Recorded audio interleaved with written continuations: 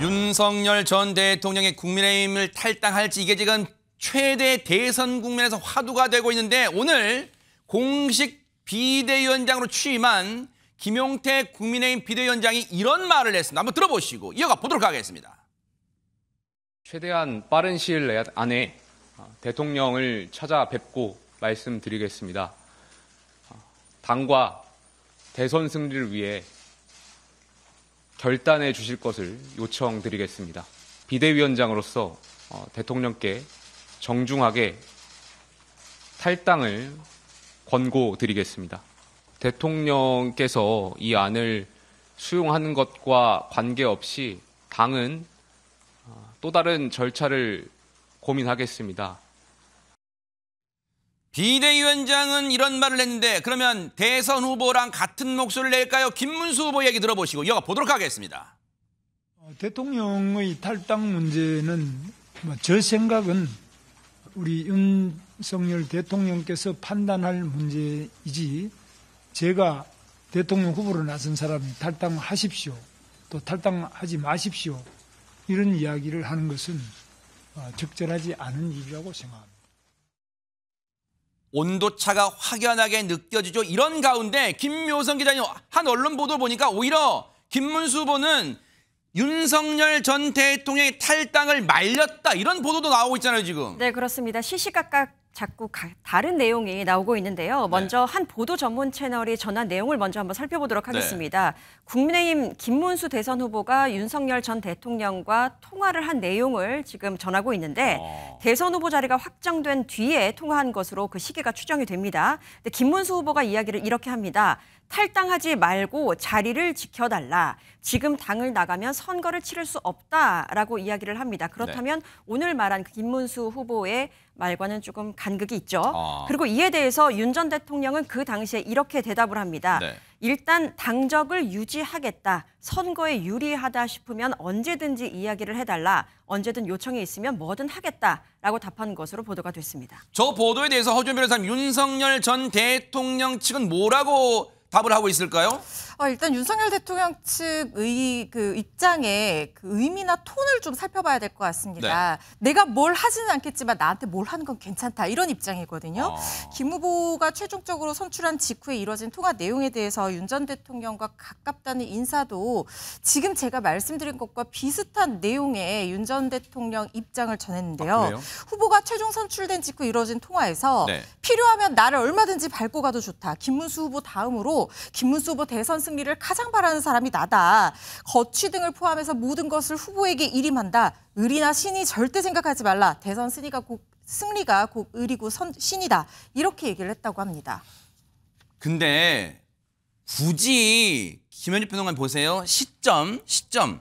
보도는 오늘 나왔지만 저 통화가 이루어진 시점은 국민의힘의 대선 후보로 선출된 직후, 그럼 지난주 말 상황이잖아요. 그럼 한 나흘 정도 됐어요.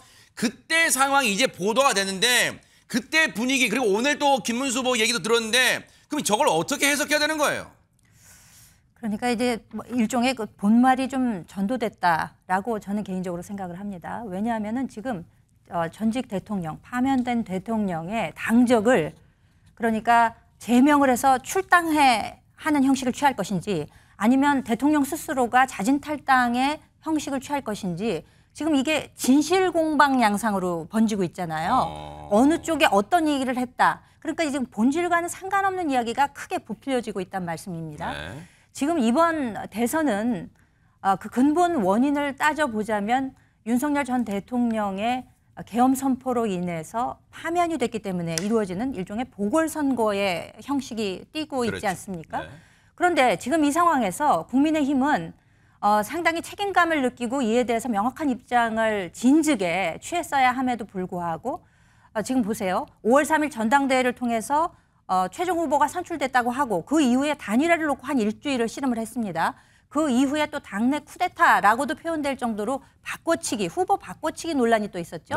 이후에 이제 겨우겨우 그 최종 후보가 선출이 됐음에도 불구하고 지금 선거 캠페인에 온 힘을 다 쏟아도 상대 측은 지금 100m 앞을 뛰어나가고 있는데 지금 너무너무 시간이 없는 상황인데 지금 전직 대통령의 출당, 탈당, 제명 뭐 이런 문제를 놓고 이와 같이 논란을 길게 가져가는 것이 국민의힘에게 좋습니까? 아하. 그리고 김문수 후보 입장에서는 본인이 정치권의 중심에서 좀 벗어난 그 시기가 최근 10년간 있었어요. 윤석열 대통령이 본인을 경사노위 위원장을 또 발탁을 하고 또 이후에 장관으로 발탁을 하는 등 사적 인연이 있는 것은 분명합니다만 네. 이것을 인간적인 도리라고 해석하는 것에는 좀 무리가 있지 않을까. 네. 그렇기 때문에 이제 대통령의 당적이 어떤 식으로든지 해결이 되더라도 네. 이것이 기존에 목표했던 중도층에 소구하려고 하는 그 취지를 상당히 희석시킬 그런 우려가 있다는 점에서 지금 비대위원장으로 취임한 김용태 의원의 경우에도 네. 뭐라고 딱히 명확한 입장을 표하기 굉장히 어려운 입장에 처해 있다 이렇게 보고 있습니다. 근데 이런 가운데 윤석열 전 대통령이 김문수 후보한테 아예 그냥 노발 대발했다 이런 얘기가 들려오고 있어요. 같이 한번 들어보시고 이어가 보도록 하겠습니다.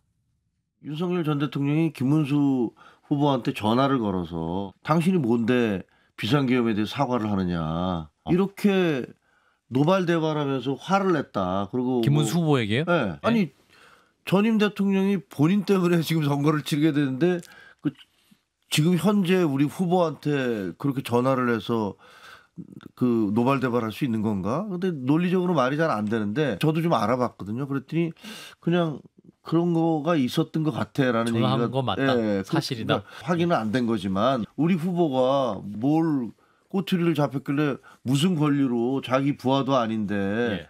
이게 뭐지 도대체? 하여튼 좀 이해할 수 없는 일들이 벌어지고 있는 것 같아요.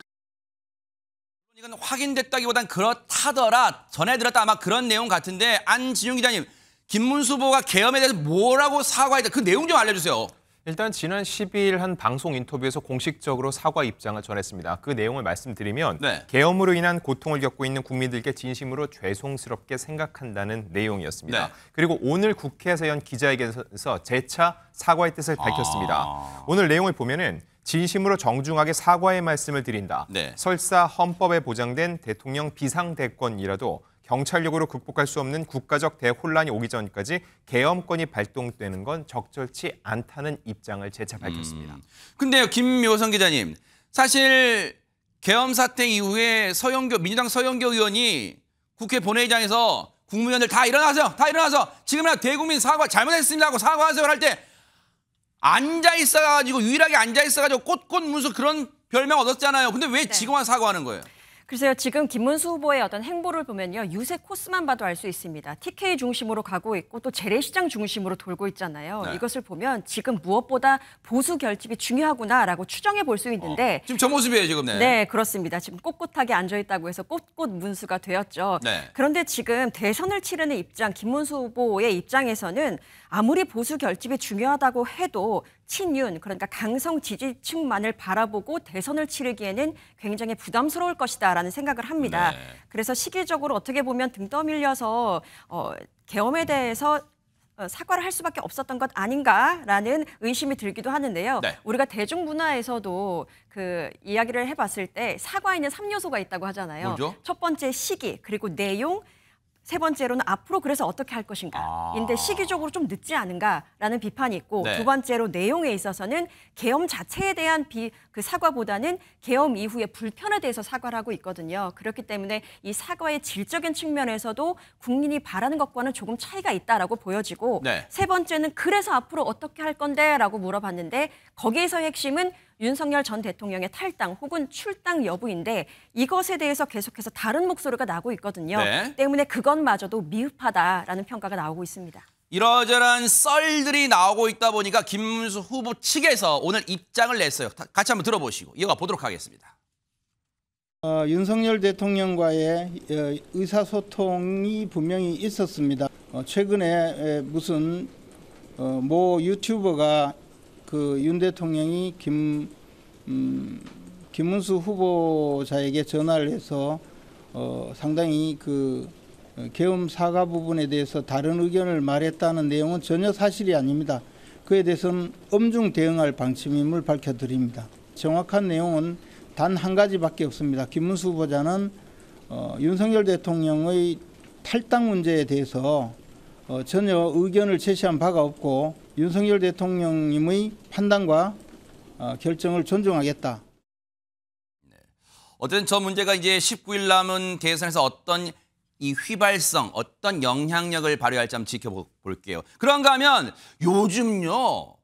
이분은 경선에서 떨어졌는데도 오히려 주가가 올라가고 있어. 근데 그래서 진짜 하와이 간 거 맞냐? 부곡 하와이 있는 거 아니냐? 이런 얘기 나오고 있습니다. 허지원 변호사님. 네, 홍준표 전 시장이 연일 부곡 하와이인지 하와이인지에서 SNS를 통해서 굉장히 여파를 미칠 수 있는 발언들을 이어가고 있습니다. 네. 이번에는 민주당 갈 걸 그랬다. 이런 취지의 글을 올리기도 해서 논란이 되고 있는데요. 오늘도 SNS 뭐 사진 올렸더라고요, 저거는. 그렇습니다. 지지자와 소통하는 채널인 청년의 꿈에서 30년 전 정치를 모를 때 노무현 전 대통령 권유 따라서 꼬마 민주당에 갔다면 이렇게 의리도리 상식이 전혀 통하지 않는 당에서 오랫동안 가슴앓이는 하지 않았을지도 모른다. 당이 나한테 해준 게 없다. 이런 글을 올려서 논란이 되고 있는데 네. 이 지금 말하는 꼬마 민주당이라고 하는 것은 민주당 계열 정당 중에서 여러 번 이제 꼬마 민주당이라고 부를 수 있는 그런 정당이 있었는데 95년도에 노무현 전 대통령과 이기택, 홍사덕 전 의원 등이 주축이 돼서 DJ가 떠나고 나서 만들었던 그 소규모 정당을 말하는 것 같아요. 그때 당시에 홍준표 의원이 이제 전 시장이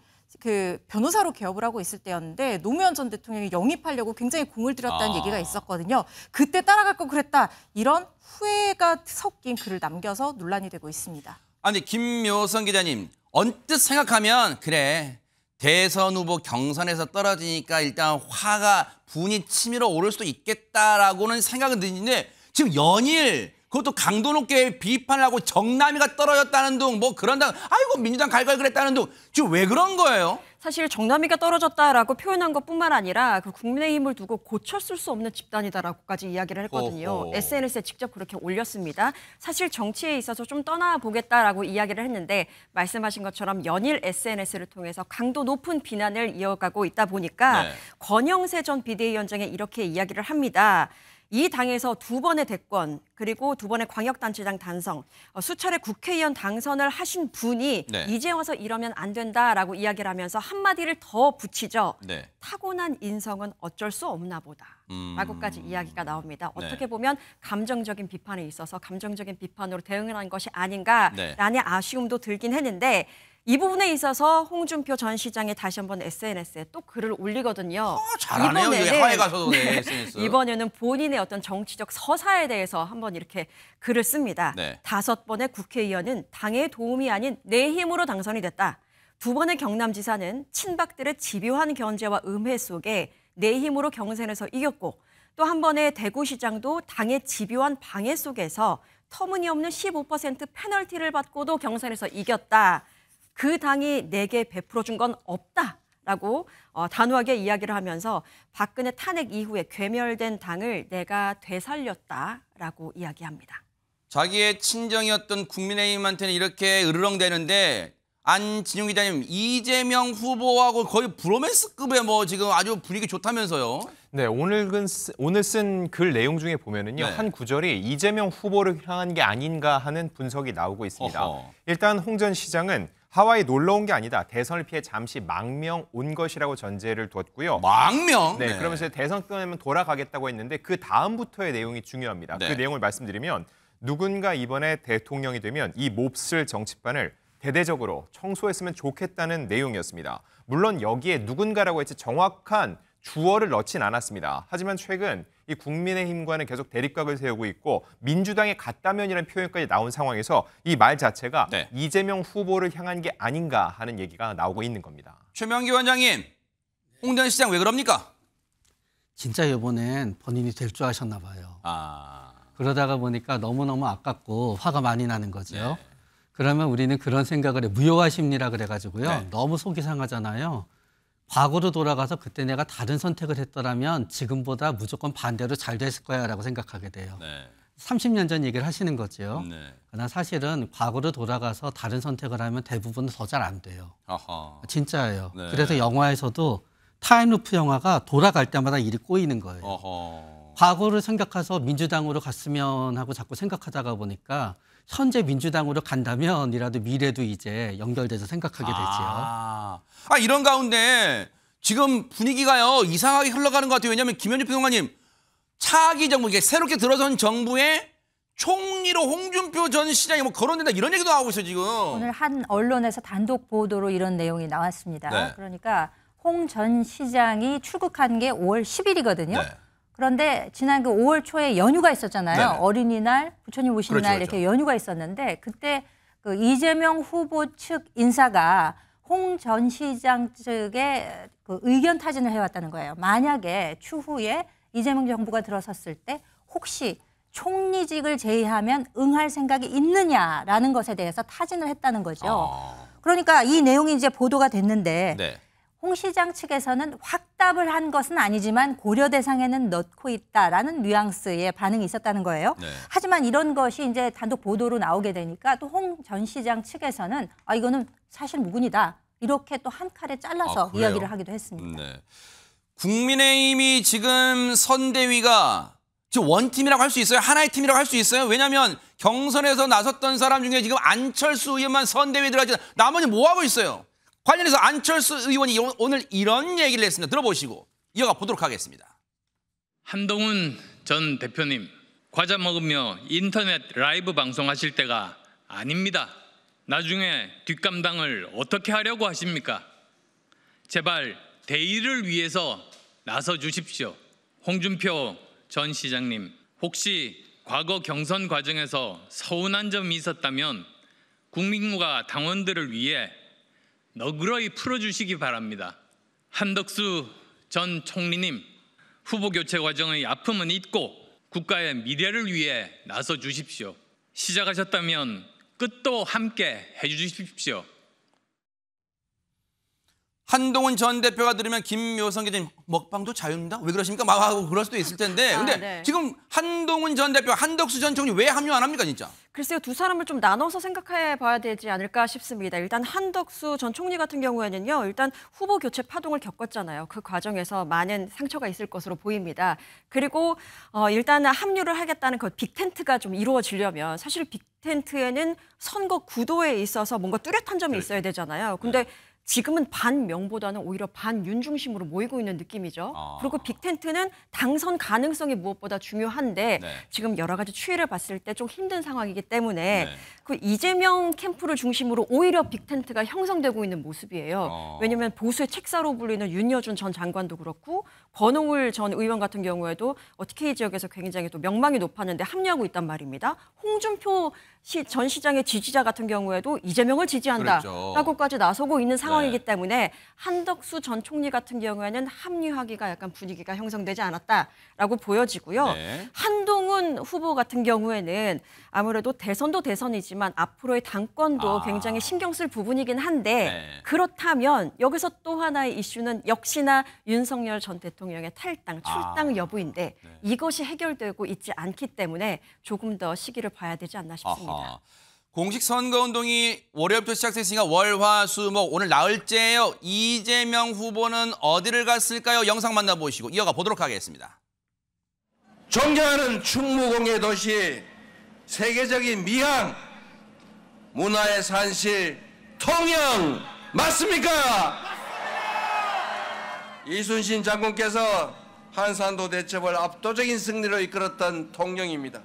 통영에 깃든 이순신 장군의 보국 안민 정신이 지금 우리가 처한 이 위기를 확실하게 이겨내게 할 것입니다. 저에게 기회를 주십시오. 지난 3년 동안 정말로 많이 성찰하고 준비했습니다. 허준 변호사님, 이재명 후보가 오늘 통영에서만 이순신 장군 언급한 게 아니라 기회 있을 때마다 언급해요. 혹시 뭐 어떤 의도가 있어요? 이순신 장군이라고 하면 지역에 따르지도 않고 이념에 따르지도 않고 대한민국 국민이라면 누구나 인정할 수밖에 없는 국가를 위기에서 구해낸 호국 영웅이잖아요. 그 이미지를 자신의 어떤 정치적인 위치라든가 리더십에 투영하려는 생각이 아닌가 하는 생각이 듭니다. 계속해서 이순신 장군의 어떤 입지라든가 이순신 장군의 역할을 자신의 어떤 지금 오늘날 대한민국의 정치적 역할, 앞으로의 행보 이런 것에 연결지어서 얘기를 하고 있는데요. 텃밭 호남뿐만 아니라 지금 경상도 쪽으로도 쭉 넘어와서 계속해서 표심 공략에 나서고 있습니다. 네. 동남권, 호남권을 궁남극복 이순신 호국벨트로 지정을 해서 임진왜란 당시에 그 남해안 전투 굉장히 치열했잖아요. 네. 그거를 동에서 서로 이렇게 훑으면서 위기를 극복했던 이순신 총사령관처럼 네. 내가 동서를 가리지 않고 이 나라를 위기에서 구해내겠다 이런 의지를 다지고 있는 겁니다. 네. 제가 말씀드린 궁당극복 이순신 호국벨트 이 유세 일정을 보면요. 네. 김영삼 전 대통령 정치적 고향이죠. 부산 거제에서 시작해서 김대중 전 대통령의 정치적 고향이 목포까지 네. 통영, 하동, 광양, 여수, 순천 이렇게 쭉 다 한번 훑거든요. 네. 그러면서 한 얘기가 상당히 눈길을 끄는 얘기가 있는데요. 네. 이순신 장군이 끊임없이 모함을 받았다. 그렇지만 한 번도 흔들리지 않았다. 병사와 군함이 부족해도 이를 탓하지 않았고 네. 오직 나라와 백성을 지켜내기 위해서 물러섬 없이 스스로를 헌신했을 뿐이다라고 하면서 마치 지금 자신의 정치적 위치에 빗댄 듯한 발언도 했습니다. 그런가 하면 국민의힘을 탈당한 김상욱 의원이 오늘 이재명 후보 지지를 선언했습니다. 들어보시고 이어가 보도록 하겠습니다. 이재명 후보를 21대 대통령의 적임자로 공개 지지합니다. 보수의 가치인 사회의 내재 가치와 원칙을 지켜가면서 포용과 품위 그리고 책임감을 갖춘 후보, 애국심이 투철한 후보라 판단했습니다. 보수의 기준에 따라 평가하더라도 지금 나와 있는 후보들 중에 가장 보수다운 후보다라고 생각합니다. 제가 정당 가입하는 것은 제일 후순위로 두고 있습니다. 왜냐하면 정당 가입하는 문제를 앞세워버리면 국민의힘을 탈당했던 것과 또 대통령 후보를 지지하는 진의가 왜곡될 수도 있고 저 또한 또 생각에 오염이 생길 수 있다고 생각합니다. 말은 저렇게 하고 있습니다만 대부분은 답정너 수순으로 민주당 가입 입당은 뭐 시간 문제다 이런 얘기가 나오고 있는데 민주당 측에서도 마다할 이유는 없을 것 같은데요. 얘기 들어보시고 이어가 보도록 하겠습니다. 김상욱 의원 같은 경우 사실은 밀려난 것 같아요. 본인이 탈당의 형식을 취했지만 거의 밀려나지 않았냐. 지지 의사를 밝혀주신 것 같아요. 참으로 감사하게 생각하고 저는 김상욱 의원이 우리 당으로 입당해서 함께 했으면 좋겠습니다. 제가 지금 전화해서 한번 얘기를 해볼까 생각해요. 기회를 만들어서 그런 합리적인 보수 인사들도 함께 했으면 좋겠습니다. 김현주 평론가님, 국민의힘 입장에서는 김상욱 의원이 뭐 탈당한 건 그렇다 치더라도 이재명 후보가 가장 보수다운 후보라는 거예요. 일단 지지선언 뼈 아픕니까? 뼈 아플 수밖에 없죠. 왜냐하면은 민주당 측에서 기존에도 보수 측의 뭐 원로 인사를 포함해서 많은 분들을 영입하고자 하는 움직임이 있었고 또 실제로 그런 변화도 있었습니다. 하지만 김상욱 의원의 경우는 현직 의원이었잖아요.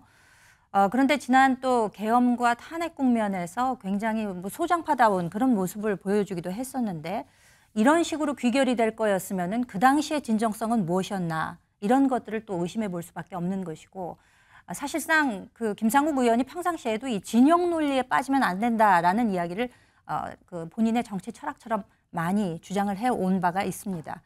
그런데 이제 국민 추천에 의해서 공천을 받고 국민의힘 당적을 통해서 현역 의원이 되었음에도 불구하고 이와 같은 일거에 다른 태세 전환을 보여주는 것에 대해서는 특히 보수 측에서는 굉장히 뼈아프게 생각하고 있고 본인이 이제까지 지켜온 어떤 정치적 이념 같은 것을 이렇게 일시에 물거품처럼 없애버리고 상대 측에 이렇게 귀환하는 것이 과연 어떤 의미를 가지고 있을까에 대해서도 상당히 아쉽게 생각합니다. 국민의힘에서 부글부글 하는 것뿐만 아니라 국회 출입기자들 사이에서 그런 얘기 나온다는데요. 김묘선 기자님 혹시 양재 찾아가는 거 아니냐? 김상욱 의원 그런 얘기 나온답니다. 네, 그 김상욱 의원 같은 경우에는 일단 말씀하신 것처럼 앞에서 그 보수에 있어서는 뼈 아프다라고 이야기를 하셨기 때문에 진보에서는 민주진영에서는 조금 더 그렇다면 더 큰 힘이 되는 것 아니냐라고 해석할 수도 있거든요. 네. 게다가 이재명 후보 같은 경우에는 그래서 감사하다, 입당해 주길이라는 이야기도 했거든요. 그리고 정치인이 무언가를 선택을 하려고 할 때 가장 중요한 것은 명분이잖아요. 네. 명분인데 앞서서 이재명 후보를 지지하면서 했던 발언 중에 한 꼭지가 그렇습니다. 가장 보수다운 후보라고 생각합니다. 라고 이야기를 했거든요. 네. 그렇다면 이재명 대표가 한 말을 또 한번 끄집어 보겠습니다. 네. 앞으로 민주당은 중도 우파를 표방한다라는 이야기도 했거든요. 네. 그렇다면 여기서 일맥상통하는 지점이 분명히 있잖아요. 그렇기 때문에 가지 않을까라는 예상은 해보지만 네. 그래도 지금 반윤, 반명 구도로 인한 지금 대선이 치러지고 있는 상황이기 때문에 김상욱 의원의 어떤 입당 여부는 조금 후순위로 나중에 지켜봐도 되지 않나 싶습니다. 그러니까요. 아마 뭐 기자들은 뭐 입당으로 보고 있어요. 거의 그렇게 보고 있습니다. 아주 어떻게 지켜볼게요. 그런가 하면 이재명 후보가 지금 1,000군만만 막 지원을 다 얻고 있는 가운데 이게 인기랍니다. 영상 만나보시고 이어가 보도록 하겠습니다. 이제부터 진보의 문제는 없습니다. 이제부터 보수의 문제란 없습니다. 오로지 대한민국의 문제, 국민의 문제만이 있을 뿐입니다, 여러분. 빨강과 파랑이 혼합된 이 후보의 운동화는 소모적인 색깔론을 넘어 통합을 염원하는 의미로 준비했습니다. 통합을 향한 이재명 후보의 행보를 지지하는 민심이 운동화 완판으로 나타나고 있습니다.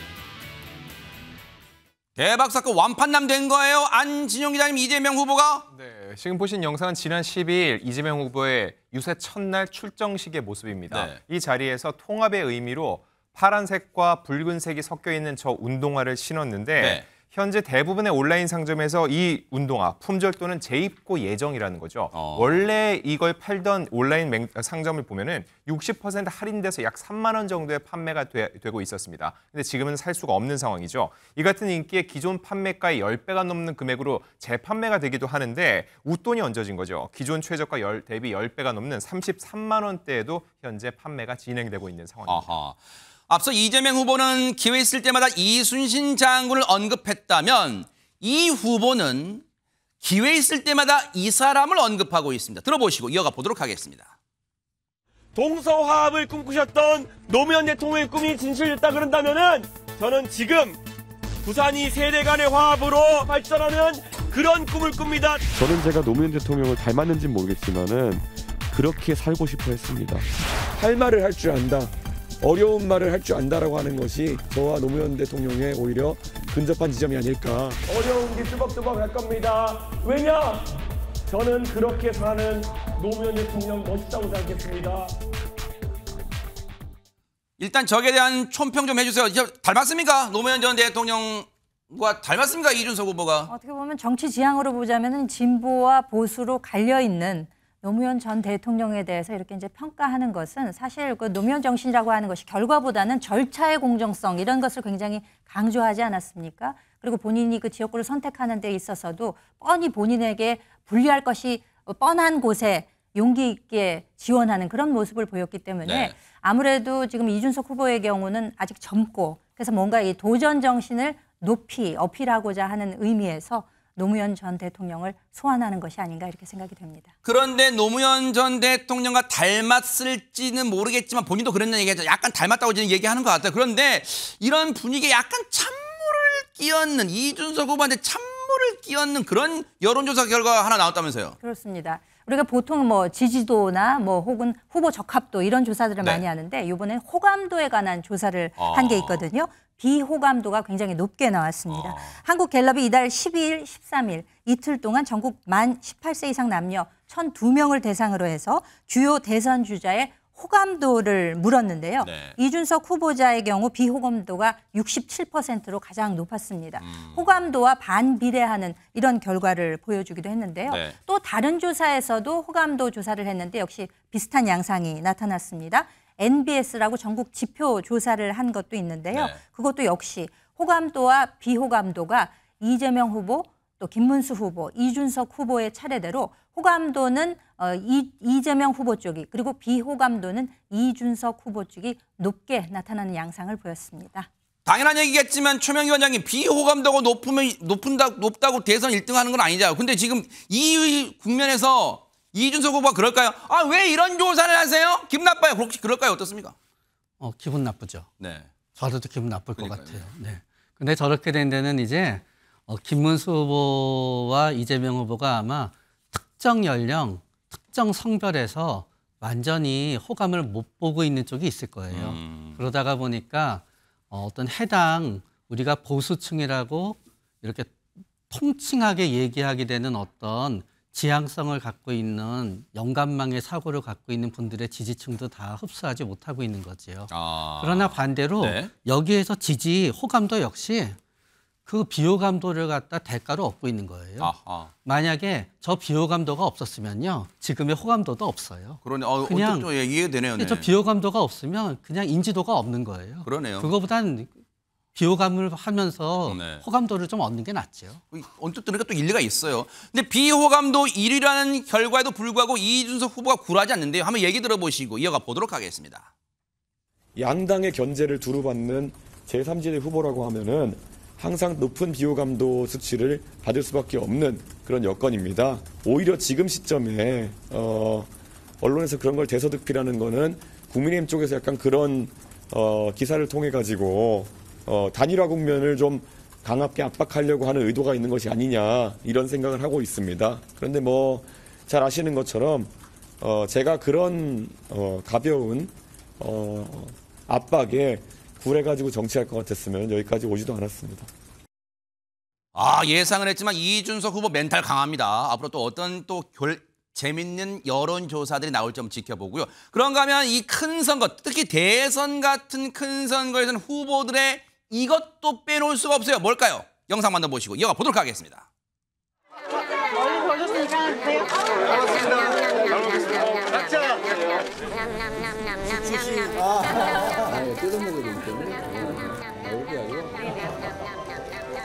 맛이 어떠세요? 맛있네요.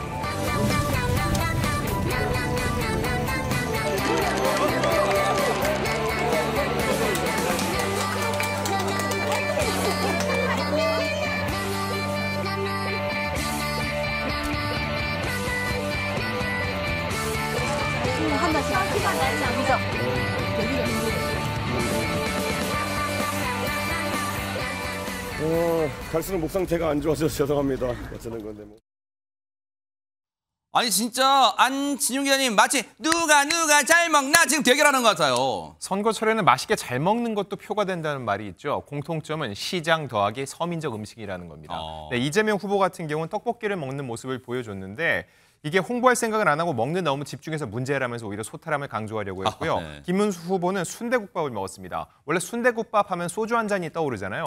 시민들이 물어봤습니다. 술은 안 드십니까? 하니까 술이요. 저는 비주류입니다. 술 안 먹으면 헛소리도 덜합니다. 이렇게 뼈가 있는 얘기를 했습니다. 그리고 대구 칠성시장을 찾은 이준석 후보는 족발을 먹었는데 이때 시민들이 옛날보다 살이 빠진 것 같다 하자 선거운동을 열심히 해서 그렇다라는 답변을 내놓기도 했습니다. 야, 근데 언제부턴가 김현주 평론가님 먹방이 대선 이 선거운동의 필수 코스가 된 것 같아요. 특히 시장에서의 먹방이 그렇죠. 그러네요. 그 시장에서의 그 유세나 혹은 지지층과의 스킨십, 이건 정말 빼놓을 수 없는 우리 그 선거 캠페인에 있어서의 필수 요소, 장면이 되고 말았습니다. 그러네요. 아무래도 시장이라고 하면 우리 일반 시민 또 서민들이 많이 모이는 장소고 또 전 연령층이 모이지 않습니까? 그래서 이제 소탈한 모습, 함께 이렇게 스킨십 나누고 가깝게 친밀하게 이런 모습 보여주는 것이 어떻게 보면은 후보들로서는 굉장히 좋은 그런 기회이기도 하고 또 거기 가서 힘을 많이 얻어오는 것도 사실이거든요. 근데 이제 이게 일종의 너무 그 보여주는 이미지식의 정치만 추구하는 것이 아니냐, 내지는 상인들에게 또 민폐가 되는 경우도 있어서 이거 좀 앞으로는 어떤 변화를 보이지 않을까라고 예측도 해봅니다. 근데 그동안은 전통시장 먹방이 주류를 이뤘다면 지금 이번 대선 국면에서는 새로운 시도를 하는 후보가 있어요. 상당히 새로운 접근법으로 유권자들에게 다가가는 이준석 후보 얘기를 드릴 텐데요. 그러니까 대학교 학생 식당에 찾아간다고 합니다. 그런데 그냥 찾아가는 게 아니라 신청자가 많은 순서대로 찾아간다는 진짜예요? 그래서 지금 보시는 것처럼 구내식당에서 학생들이랑 같이 학식을 먹는 학식 먹방을 선보이고 있고 이게 학식 정치라는 이름으로도 불리고 있다고 합니다. 20대 아직까지 정치 색깔이 뚜렷하게 정해지지 않은 부동층 유권자들을 효과적으로 공략하겠다는 전략으로 보입니다. 근데 최명견님 아까 영상 마지막 부분 보니까 이준석 후보 지금 선거운동 나올 때밖에 안 됐는데 지금 목이 많이 쉬었어요. 이게 고음에 약간 맑은 음이 있기 때문에 무너지게 되면 확 쉬어서 보이게 돼요. 그렇기 때문에 어느 톤에 어떤 목소리에 어느 낮은 어떤 발성을 갖다 유지할 수 있는가에 대해서 뭔가 이제 훈련을 하고 네. 거기에 대해서 적응하시지 않으면은 굉장히 더 어려우실 거예요. 혹시 최명기 원장님이 권하시는 목이 쉴 때는 이런 걸 드셔보세요. 혹시 그런 거 있어요? 먹는 건 별로 소용없고요. 아니 진짜예요? 네, 목소리 전문 이비인후과에 가서 관리를 받으시는 게 좋아요. 아 너무 야 이거 기대를 잔뜩 했는데 어쨌든 빠른 또 치료도 병행하셔야지 유세 동안 또 맑은 목소리로 또 유권자의 표심을 또 사로잡지 않을까 그런 생각도 해봅니다. 새 후보 모두 또 다른 대선 후보들도 건강 관리 주의하시기 바랍니다.